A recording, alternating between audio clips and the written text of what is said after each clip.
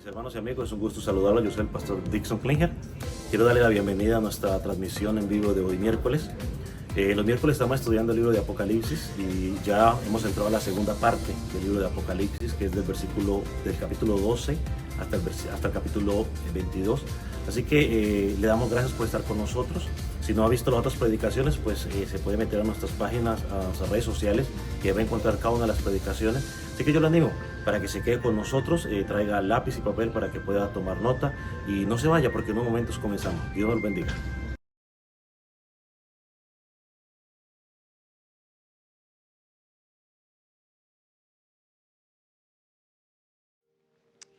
Si trajo su escritura,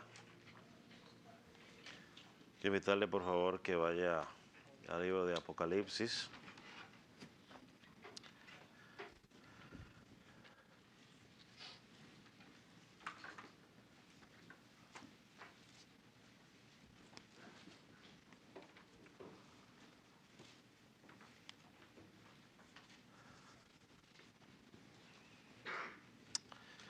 Y vamos a leer los 6 primeros versículos, aunque vamos a estar meditando solamente en los versículos 4 al 6. Puede indicar con amén cuando lo haya localizado. Dice la palabra del Señor de la siguiente manera: vi un ángel que descendía del cielo con la llave del abismo y una gran cadena en la mano, y prendió al dragón, la serpiente antigua, que es el diablo y Satanás, y lo ató por 1000 años, y lo arrojó al abismo, y lo encerró y puso su sello sobre él, para que no engañase más a las naciones hasta que fuesen cumplidos los 1000 años. Después de esto debe ser desatado por un poco de tiempo. Y vi tronos, y se sentaron sobre ellos los que recibieron la facultad de juzgar. Y vi las almas de los decapitados por causa del testimonio de Jesús y por la palabra de Dios, los que no habían adorado a la bestia ni a su imagen, y que no recibieron la marca en sus mentes, en sus frentes ni en sus manos, y vivieron y reinaron con Cristo 1000 años. Pero los otros muertos no volvieron a vivir hasta que se cumplieron los 1000 años. Esta es la primera resurrección. Bienaventurado y santo al que tiene parte en la primera resurrección. La segunda muerte no tiene potestad sobre ellos, sino que serán sacerdotes de Dios y de Cristo, y reinarán con él 1000 años. Amén. Que el Señor nos pueda seguir dirigiendo. ¿Puede tomar asiento? La semana pasada, en nuestra introducción a este capítulo, mencionamos que este capítulo marca el inicio a la séptima y última visión que encontramos en el libro de Apocalipsis, y que es uno de los capítulos quizás más difíciles o más debatidos de toda la Escritura, por el hecho de que habla de estos 1000 años y ha generado distintas posturas para tratar de interpretar este pasaje. Algo que nosotros tenemos que recordar siempre con el libro de Apocalipsis es que fue escrito para preparar a la iglesia bajo la persecución que iba a enfrentar a lo largo de su existencia. Pero al mismo tiempo el libro de Apocalipsis nos fue dado para darnos consuelo, esperanza, recordándonos que al final Cristo, a Él le pertenece la victoria. Y como Cristo es victorioso, su pueblo es victorioso. Así que, aunque entendemos que, o por eso es que el libro de Apocalipsis se nos presenta mucho un ambiente de guerra espiritual, de persecución, fue dado a esta iglesia para que entendieran o se prepararan para la persecución que iban a sufrir por Roma por casi 250 años, pero también prepara a todos los creyentes de todas las épocas para poder enfrentar todo tipo de persecución y sufrimiento. Así que antes de pensar nosotros de que el mundo será paz y tranquilidad antes de que Jesucristo regrese, siempre sabemos la Escritura de que la persecución del enemigo contra la iglesia se va a ir incrementando a medida que nos acerquemos más y más al regreso de nuestro Señor Jesucristo. La semana pasada dijimos, ¿no?, que esta palabra 1000 años pues aparece como unas 6 ocasiones. Y nosotros, dentro de las posturas interpretativas de este pasaje, pues lo estamos haciendo bajo la interpretación que lo interpreta de manera simbólica, no literal, y donde enseña esta postura que estos 1000 años representan el periodo entre la primera y la segunda venida de Jesucristo. Es decir, ahora estamos en ese tiempo presente en el que vivimos. Este milenio, según esta interpretación, comenzó cuando Cristo vino al mundo por primera vez, que murió, resucitó y en su muerte o su obra en la cruz del Calvario ató a Satanás.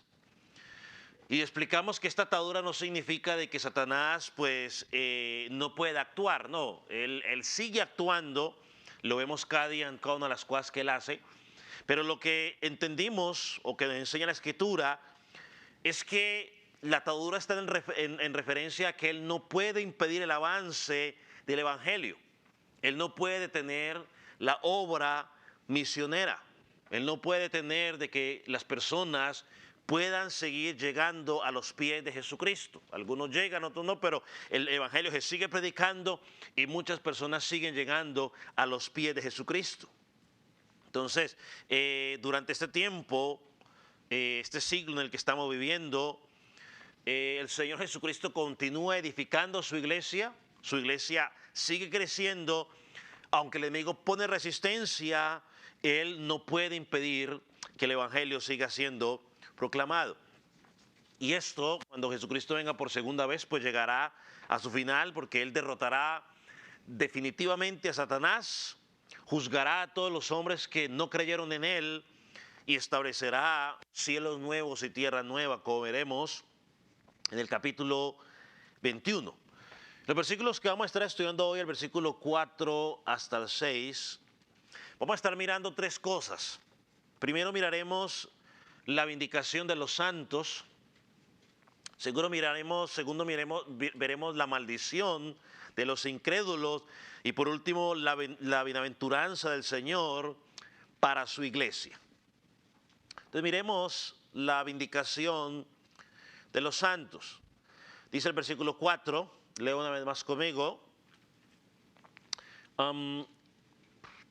Y vi tronos que sentaron sobre ellos los que recibieron facultad de juzgar, y vi las almas de los decapitados por causa del testimonio de Jesús y por la palabra de Dios, los que habían adorado a la bestia, los que no habían adorado a la bestia ni a su imagen, y que no recibieron la marca en sus frentes ni en sus manos, y vivieron y reinaron con Cristo 1000 años.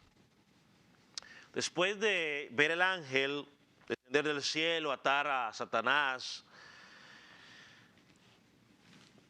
el apóstol Juan dice que vio tronos. Ahora la pregunta que nos tenemos que hacer es: ¿dónde están esos tronos? ¿De qué trono nos está hablando?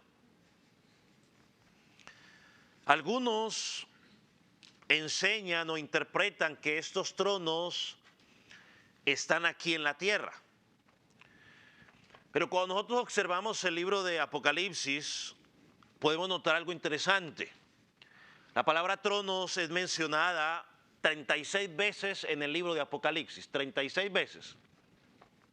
Y de esas 36 veces, en 3 ocasiones se refiere a tronos en la tierra, en referencia a Satanás y a la bestia. Todos los demás tronos de los que hace referencia el libro de Apocalipsis se encuentran en el cielo.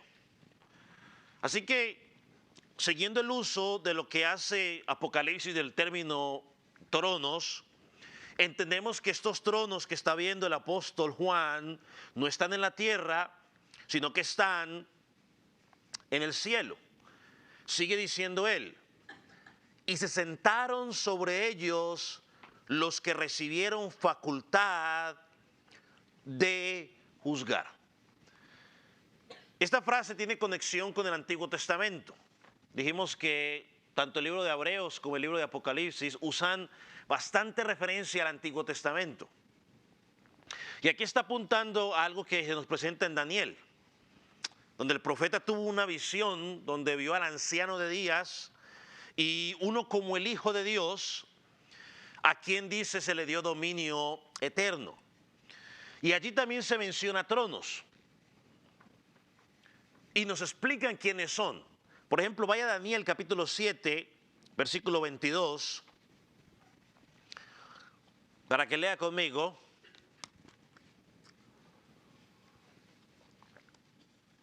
Daniel,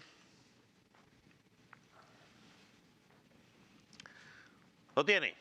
Dice, hasta que vino el anciano de días y se le dio el juicio a los santos del Altísimo, y llegó el tiempo y los santos recibieron el reino.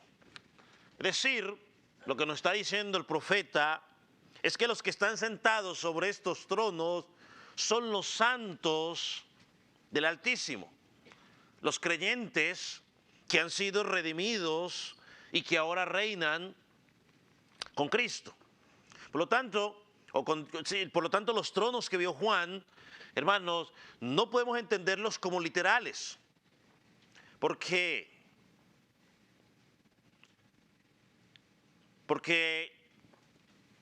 no hay almas en el cielo centrados en el trono, porque las almas no tienen cuerpo. Estos tronos son símbolo para mostrar que los santos que están en la presencia con Cristo están reinando con Él, es decir, comparten la autoridad que tiene el Señor en los cielos. Y algo interesante que mencionan los estudiosos es que cuando termina la frase, y vi tronos, el versículo 4 dice, y vi tronos, y se sentaron sobre ellos los que recibieron facultad de juzgar, y después dice que esa palabra y o esa conjunción y está allí para explicar quiénes son estos que están sentados sobre esos tronos. Por lo tanto, ellos dicen que la mejor forma de traducir esta letra I sería de la siguiente manera. Y vi tronos y se sentaron sobre ellos los que recibieron facultad de juzgar. Y ahí se lo subrayé, dice, esto es las almas de los decapitados por causa del testimonio de Jesús y por la palabra de Dios, los que no adoraron a la bestia ni a su imagen y que no recibieron la marca en sus frentes ni en sus manos, y vivieron y reinaron con Cristo 1000 años. Entonces, estos tronos en el cielo nos dice que los que están allí son los que recibieron facultad para juzgar, es lo que dice el texto. ¿Quiénes son ellos? Pues Daniel nos da la respuesta, son los santos de Dios, ya lo leímos en Daniel 22, dice, hasta que vino el anciano de días y se le dio a él juicio a los santos del Altísimo. Y llegó el tiempo y los santos recibieron el reino. Entonces estos santos son los creyentes que han muerto en Cristo, ¿no? Santos no significa, en este caso, en muchas ocasiones la Escritura nos hace referir a nosotros como santos, ¿no? Como aquellos que hemos sido apartados y que pertenecemos ¿a quién? A Dios, no los santos que en algunas ocasiones o algunas religiones se identifican como personas que están por allá que nunca han pecado. Pero eso habla de qué? De los que han muerto en Jesucristo. Sigue diciendo el versículo 4. Y vi las almas de los decapitados por causa del testimonio de Jesús y por la palabra de Dios. Una vez más, esto nos muestra que Él no está viendo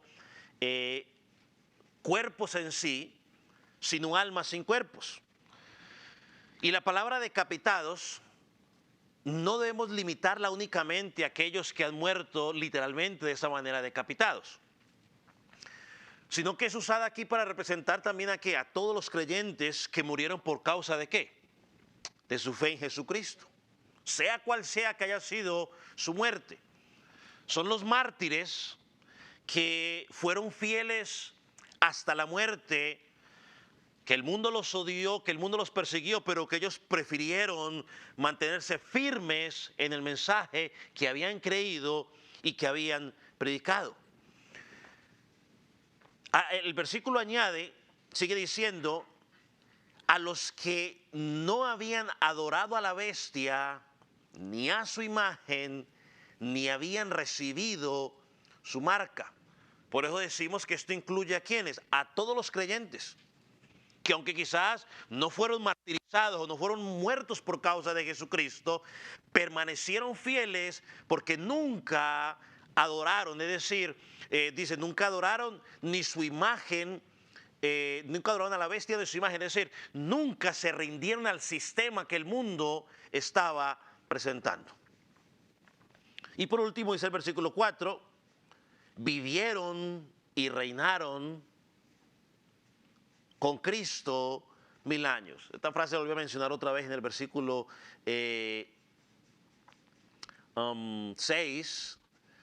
y vamos a decir algunas cosas más cuando lleguemos allí. Pero aquí el Señor nos muestra una gran verdad.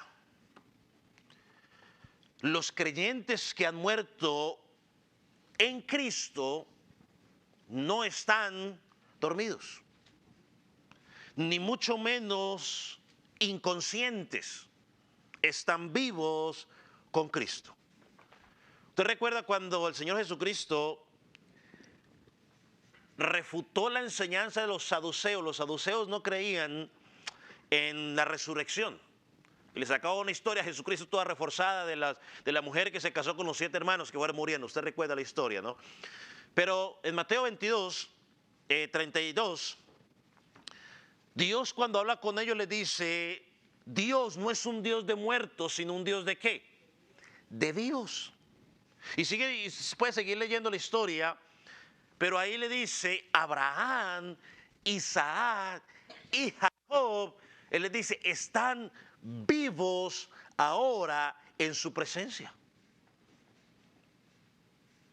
Recordemos también las palabras del Señor Jesucristo en la cruz al ladrón arrepentido.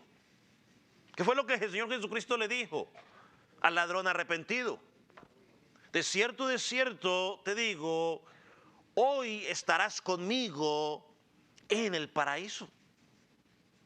El apóstol Pablo también enseña que cuando un creyente muere, su alma va ¿a dónde? Va al cielo. Aunque su cuerpo se queda aquí en la tierra, esperando la resurrección, la glorificación, que será cuando Jesucristo venga, su alma va a la presencia del Señor. Por eso el apóstol Pablo decía, no sé si quedarme haciendo la obra o irme, porque será muchísimo ¿qué? Muchísimo mejor. El creyente no tiene que tener duda. Si usted muere en Cristo, va a su presencia. Si usted muere sin Cristo, pues va a la condenación. No hay lugar intermedio. No hay ni purgatorio, no hay ni limbo, no hay nada de eso. Esos son inventos de los hombres para darle falsas esperanzas a la gente. La decisión se toma en vida y hay solamente 2 lugares: o el cielo o el infierno. Entonces por eso podemos decir con tanta certeza que el apóstol Juan aquí está hablando de que él ve almas, no cuerpos, y que están vivos en el cielo reinando junto con Cristo.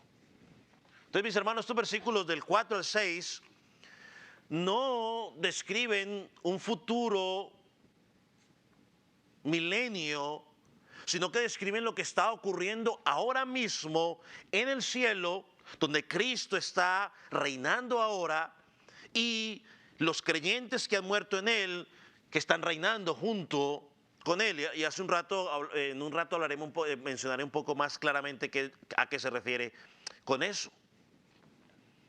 Entonces, cuando el apóstol Juan ve la vindicación de los creyentes, aquellos que fueron rechazados, humillados por el mundo, aquí vemos esta promesa cumplida cuando que leímos en Apocalipsis 6, versículo 9, usted recordará, donde el apóstol Juan decía que vio las almas de los que habían muerto por causa de la palabra de Cristo y del testimonio. Ahora aquí en el capítulo 20 vemos que esas mismas almas están reinando con Cristo, están en su presencia.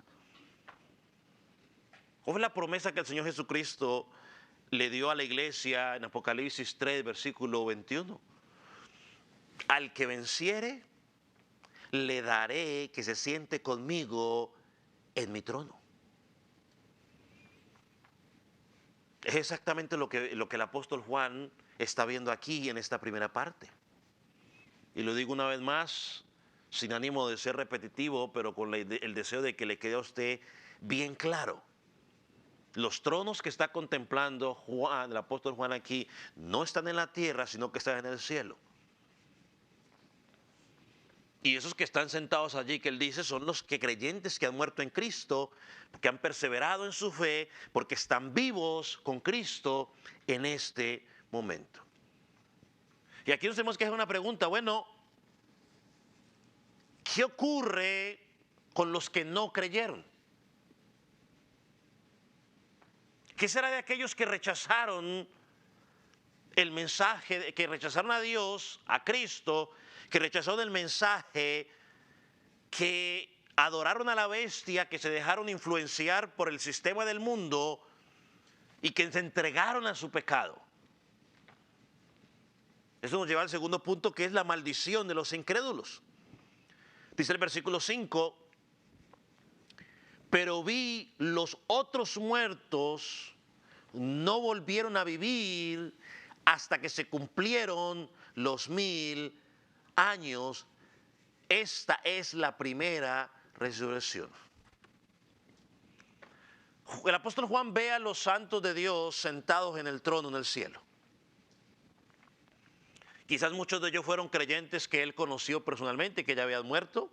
Recuerda que al principio hablamos de Antipas, ¿no? Está mencionado en Apocalipsis al principio, que fue muerto por causa de Jesucristo, ahora estaba en la gloria. Pero Juan también hace referencia, había otros muertos. ¿Quiénes son estos muertos? Solo hay una opción nomás. ¿Quiénes cree usted que son? Los incrédulos. Todos aquellos que murieron sin Cristo, esta es la referencia a eso, a todos los que han muerto sin creer en Cristo. Ahora, ¿y cómo lo sabemos? Porque hay una realidad que es clara.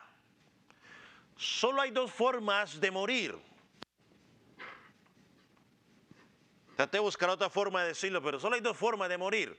Y no estoy hablando no por la enfermedad, sino hay dos formas en el estado en que usted muere. Entonces, pongámoslo así. Solo hay dos formas. O usted muere como creyente, o usted muere como incrédulo. No hay más. Ya sea que muera, no sé, por cualquier enfermedad, pero hay dos formas, dos estados. O usted muere habiendo creído en Cristo, o usted muere como un incrédulo. Es más, se lo explico de esta manera. En la cruz del Calvario, allá, cuando Jesucristo fue crucificado, murieron dos a su lado. Ahí está el ejemplo claro. Uno murió ¿en qué? En Cristo, el que le dijo, Cristo, hombre, acuérdate de mí cuando estés en tu reino. Es una acción de ¿qué? De arrepentimiento. Y el otro murió burlándose de Cristo. Murió en incredulidad. No hay más, no hay más. Y todo el ser humano muere de esa manera. O mueres en Cristo o mueres en incredulidad. No hay estado medio ni intermedio. Entonces el pasaje ya nos dijo que los creyentes al morir, sus almas van al cielo, reinan con Cristo. En cambio los incrédulos permanecen muertos. Es decir, y entiéndase como permanecen muertos, que permanecen ¿qué? Espiritualmente ¿qué? Duro. Alejados de Dios. Esa es la muerte espiritual, ¿no? Usted está separado o alejado de Dios a la espera del juicio final. Estos son los otros muertos que menciona ahí. Sus almas están ahí. Mientras los santos viven y reinan, ellos permanecen muertos, es decir, separados de Cristo. Ahora aquí encontramos la razón, nos da la razón. Y es que los creyentes hemos experimentado lo que se llama la primera resurrección que menciona allí. Y eso ha causado muchas controversias, pero yo simplemente me voy a limitar a resumirlo para más fácil. Esta es la gran diferencia. Los que están vivos en Cristo, de los que Él está viendo aquí, es porque han experimentado esa primera resurrección. Los demás, los incrédulos, permanecen muertos. Este es el único lugar en la Escritura donde se menciona primera resurrección. Los que nos da a entender de que habrá una segunda. Ahora, ¿qué es o qué significa exactamente la primera resurrección? Algunos enseñan que esta primera resurrección será física. Cuando Cristo regrese para establecer un reino de 1000 años en la tierra, según esta postura o esta interpretación, en ese momento los creyentes que murieron durante la gran tribulación serán resucitados con cuerpos glorificados para reinar con Cristo. Y luego la segunda resurrección, dicen ellos, será de los incrédulos. Al final del milenio, de esos 1000 años, cuando compadecerán ante el juicio del trono blanco. Sin embargo, eso nos da un problema de interpretación, porque se está asumiendo que resurrección siempre debe entenderse un aspecto físico. Pero la forma en que el apóstol Juan la está usando puede referirse a una resurrección ¿qué? Espiritual. Y creo que eso es lo que el apóstol Juan está mencionando aquí. Recordemos que el libro de Apocalipsis siempre nos hace un contraste entre lo terrenal y lo celestial, entre lo presente y lo futuro, entre lo primero y lo segundo. Es un patrón que siempre vemos en la Escritura. Le pongo 2 ejemplos o 3 ejemplos. En Génesis tenemos la primera creación. En el Nuevo Testamento tenemos una nueva y una mejor creación. En Génesis encontramos el primer Adán que trajo ¿qué? Muerte. Y en el Nuevo Testamento encontramos el segundo Adán, que es ¿quién? Y que trajo vida.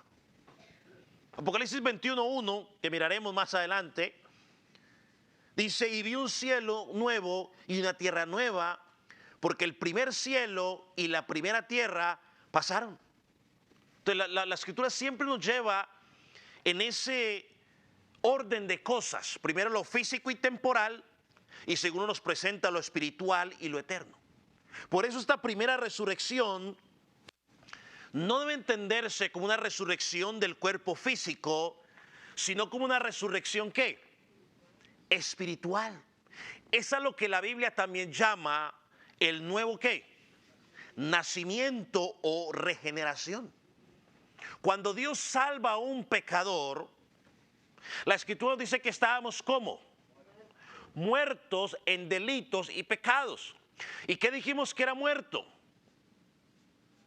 Lo dijo usted hace un rato. Separados de la presencia de Dios. Estamos muertos y para responder a Dios hemos sido ¿qué? Resucitados o regenerados o nos hemos vuelto a la vida para poder llegar a Cristo. Eso es lo que entendemos aquí como la primera resurrección. Por eso están vivos. El profeta Ezequiel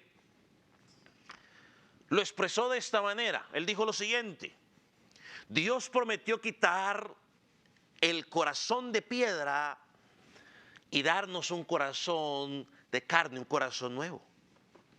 ¿Qué fue lo que el Señor Jesucristo le dijo a Nicodemo esa noche que Nicodemo llegó a escondidas delante de él? Nicodemo, tú necesitas ¿qué? Nacer de nuevo. Y Nicodemo dijo, pero entonces, ¿cómo voy a ser yo a esta edad a entrar en el vientre de mi madre? Porque es que no necesitamos ser científicos para darnos cuenta que un bebé de 4 meses ya es imposible que entre otra vez al vientre de la madre. De 4 meses nomás. Imagínense ya un gran dolor. Él no estaba hablando de ese nacimiento físico, sino un nacimiento espiritual dado por el Espíritu Santo. Cuando Marta estaba llorando por Lázaro, el Señor le dijo, Marta, yo soy la resurrección y la vida. Y le dice, el que cree en mí, aunque esté muerto, vivirá. El apóstol Pablo lo explicó también, que estábamos muertos en delitos de pecados y que Dios nos dio vida y nos resucitó espiritualmente. Miren lo que dice Efesios capítulo 2, versículo 4 al 6, aunque lo voy a resumir un poco. Dice, Dios, que es rico en misericordia, por su gran amor con que nos amó, nos dio vida juntamente con Cristo.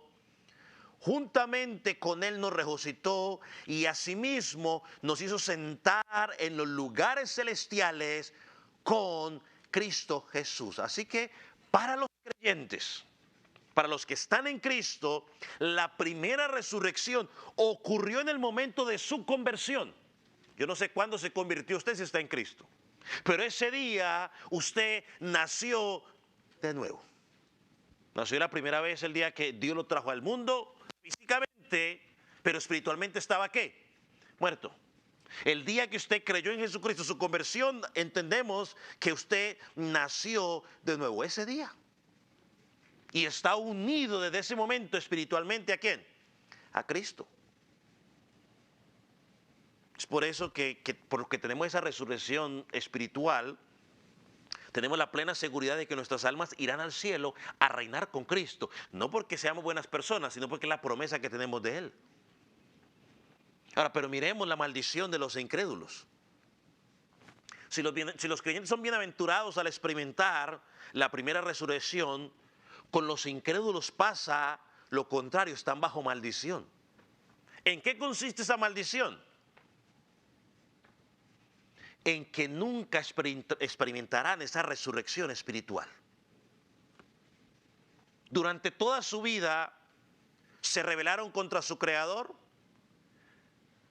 rehusaron arrepentirse de sus pecados, vivieron apartados de Cristo, por eso permanecieron muertos espiritualmente. Seguirán así después de morir.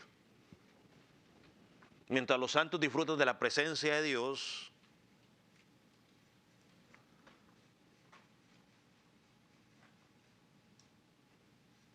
ellos disfrutan de la ausencia de Dios. No sé si podamos llamarlo disfrutar, pero sienten la ausencia de Dios, no están con Dios. Dijo un comentarista de la siguiente manera: para los incrédulos que mueren, su próximo momento consciente será cuando enfrenten a Dios en el juicio del gran trono blanco que miraremos en 2 semanas, en 3 semanas creo yo, si Dios permite. Estimado amigo que está sin Cristo y hermanos, esta es la tragedia más grande del ser humano. Vivir toda la vida persiguiendo los placeres que el mundo nos da como si no hubiera un final y terminar su vida eterna sin Cristo.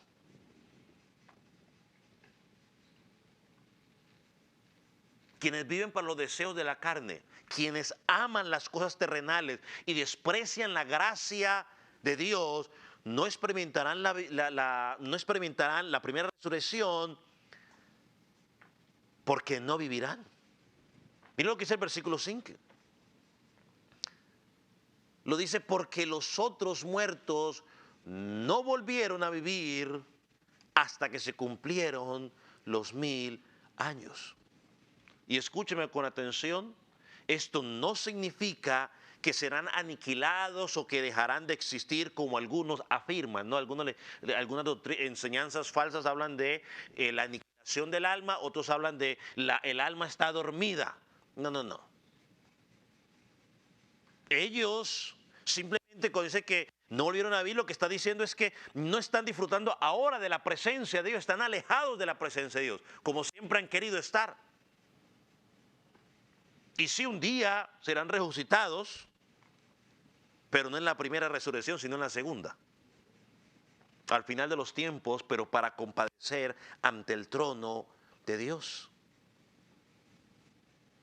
Será la única resurrección que experimentarán, pero los conducirá ¿a dónde? A la condenación eterna. Por eso es que el versículo 6, que estudiaremos en un momento, dice, mire lo que dice. Dice, bienaventurado y santo el que tiene parte en la primera resurrección. La muerte segunda no tiene potestad sobre estos, sino que serán sacerdotes de Dios y de Cristo y reinarán con él 1000 años. ¿Qué contraste?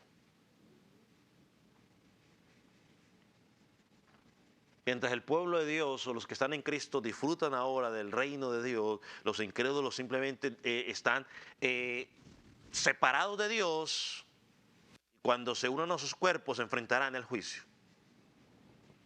Ahora miremos la bienaventuranza que encontramos acá. La bienaventuranza del Señor para su iglesia. Esta es la quinta de las 7 bienaventuranzas que vamos a encontrar en el libro de Apocalipsis. Y es una bendición para el pueblo de Dios, para la iglesia. Y es importante entender que esta bienaventuranza es solo para los creyentes. Bienaventurado es 3 veces feliz o bendecido o dichoso. Es únicamente para aquellos que han experimentado la primera resurrección. ¿En qué consiste esta bienaventuranza? Es la pregunta que tenemos que hacer. En que la segunda muerte no tiene poder sobre ellos. ¿En qué consiste la bienaventuranza? En que la segunda muerte no tiene potestad sobre ellos. Alguien lo explicó de una forma muy sencilla y yo se la voy a poner para que usted la pueda leer, mientras él también la escucha. Alguien lo explicó de esta manera.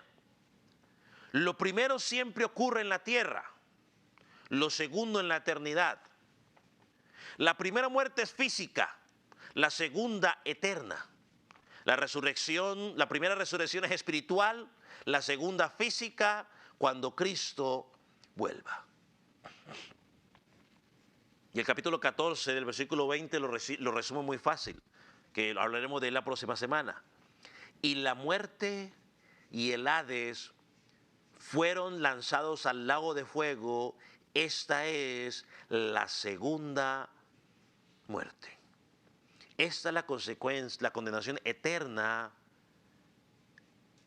que tendrá todo aquel que no creyó en Jesucristo, la segunda muerte. La grande mayoría pasaremos por la primera muerte. Esa primera muerte es la muerte ¿qué? Física. No vamos a morir. Hasta ahora solamente hay 2 personas que no lo han experimentado. El resto todos lo han experimentado. La muerte física. Solo hay 2. ¿Quiénes son? ¿Alguien recuerda? Elías. Solo son 2. El resto todos han muerto. No, yo todavía estoy vivo. ¿Estás muerto? Pero los que han experimentado la primera resurrección, es decir, los que han nacido de nuevo, jamás pasarán por la segunda muerte. O sea, nacemos 2 veces y morimos una sola vez. Los que no han creído en Cristo nacen una vez y mueren 2 veces, una física y una espiritual. Así que esa es la bienaventuranza y una promesa maravillosa. Si tú has creído en Jesucristo como Señor y Salvador de tu vida, nunca experimentarás la condenación eterna, es decir, la separación eterna con Dios, nunca. Porque Dios te ha dado vida en Cristo y te ha dado una vida eterna que significa que es para siempre. Gloria a Dios por eso. Pero esta bienaventuranza también nos recuerda algo más, y es que los creyentes somos sacerdotes de Dios y de Cristo. Que el mundo nos rechace, aunque el mundo se burle, el Señor nos ha llamado a servirle con nuestras vidas, no para que ofrezcamos sacrificios de animales, sino sacrificios de ¿qué? De alabanza al Dios que nos salvó en Jesucristo. Ya no tenemos que traer sacrificios de animales, sino sacrificios de alabanza. De hecho, en hebreo lo estudiaremos el próximo domingo, si Dios nos da vida. Apocalipsis 1:6 dice, y Dios nos hizo reyes y sacerdotes para Dios, su Padre. Somos reyes y sacerdotes. Apocalipsis 5:10 también lo estudiamos. Nos hizo para nuestro Dios reyes y sacerdotes y reinaremos sobre la tierra. Eso significa que desde el momento en que una persona nace de nuevo, ya es hecha un sacerdote y parte del reino de Dios. Estoy acordando de un pasaje ahorita, déjeme yo lo busco para leerlo con claridad. Es Primera de Pedro. Primera de Pedro 2:9 o 1:9. 2:9. Lo estudiamos en su momento. Mas vosotros sos linaje escogido, dice, real sacerdocio, nación santa, pueblo adquirido con Dios, por Dios. ¿Para qué? Para que anunciéis las virtudes de aquel que os llamó de las tinieblas a la luz admirable. Hermano, cuando Dios nos salva, nos hace sus siervos para que nos dediquemos a Él. No somos cualquier cosa, somos los sacerdotes. Pero también dice que nos hace reyes, porque dice al final del versículo 6, y reinaremos con Él. En Efesios capítulo 2, versículo 6, el apóstol Pablo dice lo mismo, nos resucitó juntamente con Él y nos hizo sentar juntamente en los lugares celestiales con Cristo Jesús. Esto nos muestra que no solo los creyentes que han muerto en Cristo están reinando con Cristo en el cielo, sino que nosotros también, los que vivimos hoy en fe, estamos reinando con Él aquí en la tierra. Somos parte de ese reino que Él tiene aquí. Eso significa de que estamos reinando espiritualmente. ¿Por qué? Porque Cristo gobierna nuestros corazones. Vivimos bajo su autoridad. Colosenses capítulo 3, versículo 1 nos da una exhortación muy clara. Pues si habéis resucitado con Cristo, ¿qué dice? Buscad las cosas de arriba, donde está Cristo sentado a la diestra de Dios. Y nuestro reino, mis amados, no es un reino político, no es un reino terrenal, sino que es un reino ¿qué? Espiritual. Es el reino de los redimidos, sobre el poder del pecado, sobre Satanás. Y vivimos bajo ¿qué? Sometidos a la soberanía y el control de Dios. Por eso leemos en nuestro texto, bienaventurados los que han creído en el Señor Jesucristo. Somos bendecidos, somos privilegiados. ¿Por qué? Porque la gracia de Dios está obrando en nuestra vida, no solamente para salvarnos, sino que Él sigue obrando en nuestros días, en nuestras vidas, día tras día. La vida eterna nos pertenece por lo que Cristo hizo por nosotros, no la condenación. O hay condenación eterna o vida eterna. Si estás en Cristo, tienes la vida eterna. Por lo tanto, en la tierra como en el cielo, vivimos para servirle, reinamos con Él y vivimos para glorificar su nombre. Lo haremos ahora desde este lado de la eternidad, y lo haremos por la eternidad cuando Jesucristo venga por segunda vez, nos dé unos cuerpos glorificados y viviremos con Él para siempre. Ahora, ¿cómo aplicamos eso a nuestras vidas? ¿Cuál debe ser la respuesta del creyente frente a esta verdad? Hermano, que el Señor quiere que tú y yo sepamos que los creyentes que han muerto en la fe están reinando con Él. Sí, a veces nos da tristeza cuando un hermano nuestro en Cristo fallece, pero al mismo tiempo debe ser alegría porque sabemos que está ahora en la presencia de nuestro Salvador, que está muchísimo mejor. El apóstol Pablo lo decía, ¿no? El vivir es Cristo y el morir es ganancia. Y él decía, porque me voy a estar con Él y estar con Él es muchísimo mejor. Hermano, el propósito de estas visiones de Apocalipsis, lo dije al principio, no es para asustar a la gente. La gente se asusta cuando escucha el libro de Apocalipsis, la gente se asusta. No, el libro de Apocalipsis no fue dado para asustar al pueblo de Dios, fue dado para fortalecer al pueblo de Dios. Fue dado para motivar a la iglesia a permanecer firme, porque aunque sí vienen dificultades sobre nuestras vidas, pero un día tendremos la victoria. El Señor quiere que sigamos firmes, así que esto debe motivar a nosotros a seguir caminando, luchando contra el pecado, resistiendo a Satanás, a la bestia, al falso profeta, a las tentaciones que el mundo nos presenta. Este libro nos da esperanza, porque es la misma esperanza que sostuvo a nuestros hermanos en el pasado. Por ejemplo, usted ve a Noé. Noé obedeció al Señor, aunque el mundo entero se burlaba de él. Si a usted le han hecho bullying, usted imagínese que es que toda esa gente le estuviera haciendo bullying a Noé día y noche por 100 y pico de años. Abraham vivió como peregrino. No estableció una casa propia, un reino propio, porque él estaba esperando la ciudad celestial. José, a pesar de su posición en Egipto, también vivió con la pasión de servir al Señor. Moisés prefirió sufrir con el pueblo de Dios antes que disfrutar los placeres. Los profetas prefirieron ser rechazados, perseguidos, pero nunca renunciaron a proclamar esa verdad. ¿Por qué vivieron de esa manera? Porque tenían la esperanza puesta en lo que Dios había prometido, no en lo que el mundo ofrece. Hermano, amigo, lo que el mundo ofrece es temporal. Esa debe ser la esperanza tuya y mía el día de hoy. Los creyentes del primer siglo sufrieron terriblemente por causa de su fe. Eran encarcelados, eran asesinados, eran perseguidos.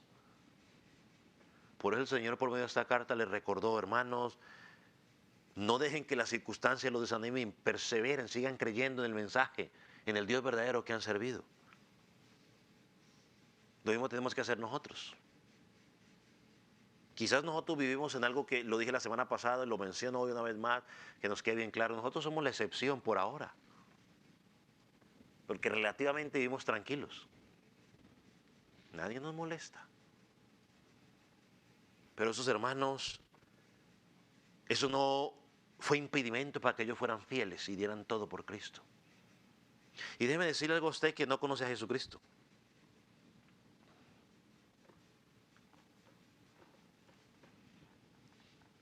Usted niño, joven, que todavía no ha creído a Jesucristo y que constantemente está expuesto a la palabra de Dios y no ha creído. O quizás aquel que cree que es cristiano, pero no lo es. Jesucristo dijo en Juan 11:25, yo soy la resurrección y la vida, el que cree en mí, aunque esté muerto, vivirá. Todos los hombres, Absolutamente todos nacemos muertos espiritualmente, es decir, nacemos con una separación entre nosotros y Dios. No nos podemos acercar a Dios, no nos podemos comunicar con Dios, separados de Él, por causa de que de nuestro pecado. Pero Cristo prometió dar vida, prometió que todo aquel que crea en lo que Jesucristo hizo en la cruz del Calvario encontrará vida. De hecho, ahorita se aproxima la fecha donde muchos empiezan a recordar que Jesucristo vino a nacer, que nació. Te lo digo con mucho cariño y respeto. De nada sirve que recuerdes que Jesucristo nació si todavía no has creído en Él. Entonces, ¿qué necesitas? Necesitas resurrección espiritual. Necesitas a Cristo, que es el único que te puede dar ello. Porque en Él está la vida. Él es la vida. Juan 14:6, un pasaje muy conocido por muchos de nosotros. Jesucristo dijo, yo soy el camino, es decir, que hay un solo camino. Yo soy la vida, es decir, que solamente hay una vida y está en Cristo. Y también dijo, yo soy la verdad. Solo hay una verdad, no hay más. ¿Qué iglesia tiene la verdad? No pregunte qué iglesia tiene la verdad es Cristo. Y si esa iglesia está predicando a Cristo, esa iglesia tiene la verdad. Si esa iglesia está predicando cualquier otra cosa, no tiene la verdad es Cristo. Todo lo que Él enseñó, porque el Espíritu Santo nos recuerda todo lo que Él enseñó. Entonces, estimado amigo, ve a Él, pide perdón, pide fe, pide arrepentimiento. Entiende de que solo en Jesucristo podrás encontrar o experimentar una vida verdadera. Y usted preguntará como preguntó quizás el carcelero al apóstol Pablo, pastor, ¿y qué puedo hacer para ser salvo? Cree en Jesucristo. ¿Qué significa creer? Que aceptas lo que Él hizo en la cruz del Calvario, que reconoces que has pecado contra Dios y que el único que puede perdonar tus pecados es Jesucristo. Cuando crees en Él, cuando te arrepientes, ahora ese creer va a empezar a evidenciar frutos en tu vida. Juan el Bautista le dijo a los fariseos, hagan frutos de verdadero arrepentimiento. Si realmente has creído en Él, te has arrepentido, tu vida comenzará a dar frutos. Ahora vas a vivir, no por lo que tú crees ni por lo que el mundo dice, sino por lo que Dios dijo en su palabra. Ahí evidenciarás que realmente has creído. Vamos a orar.